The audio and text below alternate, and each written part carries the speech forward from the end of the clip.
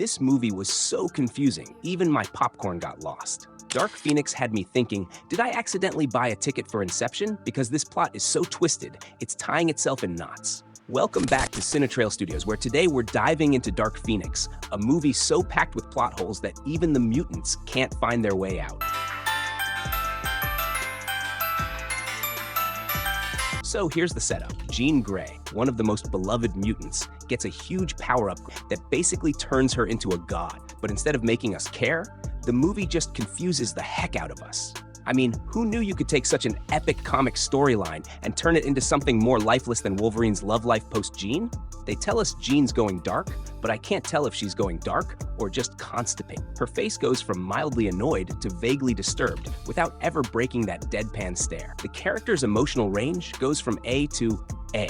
Like, Cyclops is still whining about Jean, but it's the kind of whining that feels like he's annoyed she stole his fries. And Professor X? He's basically gone from wise leader to that uncle who peaked in high school and just won't let anyone forget it. Charles Xavier used to be the ultimate mutant mentor, right? But here, he's more like a washed-up motivational speaker who lost his audience halfway through his speech. Let's talk villains. Imagine this. You've got Jessica Chastain, a total acting powerhouse. And what do they make her do? Stand around looking like a disappointed mom. She's supposed to be this menacing alien villain, but instead, she delivers lines so lifeless, Siri sounds more enthusiastic. Honestly, her villainous presence has all the intensity of a damp tissue. I'm watching her scenes thinking, this is the bad guy? Did Magneto call in sick that day? Speaking of Magneto, he's just chilling on an island, right? I guess running a mutant utopia is exhausting work. But then Jean shows up, and instead of terror, all he's got is mild irritation. When your big villain can't even look interested, you know you've got a problem. Magneto's big move? Looking fed up and exhausted. Relatable, but not exactly riveting. You'd think at the very least the action scenes would redeem the movie, but nope. The entire film is filled with fight scenes that look more like extreme yoga in slow motion.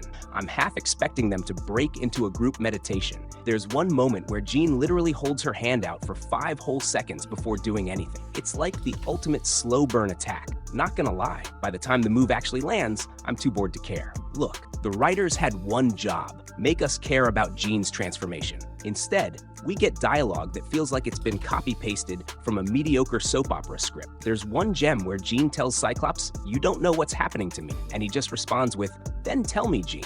I'm sorry, but did a 12-year-old write this?" They're supposed to be two people in love, and instead, it feels like a Tinder chat that's about to ghost itself. So why did Dark Phoenix fail so miserably? Well, when you've got dull characters, cringeworthy lines, and plot holes that could fit a spaceship, it's bound to happen. And when you're dealing with an iconic storyline from the comics, there's no excuse for doing such a bare minimum job. This movie takes all the heart, all the passion of the original story, and squashes it down into something that barely even registers on the emotional scale. Like even Twilight fans were saying, at least our love triangle had some energy. So how would I rate Dark Phoenix? If I could give it 0 stars, I would. In fact, this is a movie I wouldn't recommend even to my worst enemy. If you want a mutant saga, go watch Logan. But if you want to experience the film equivalent of a meh emoji, then by all means, give this one a go.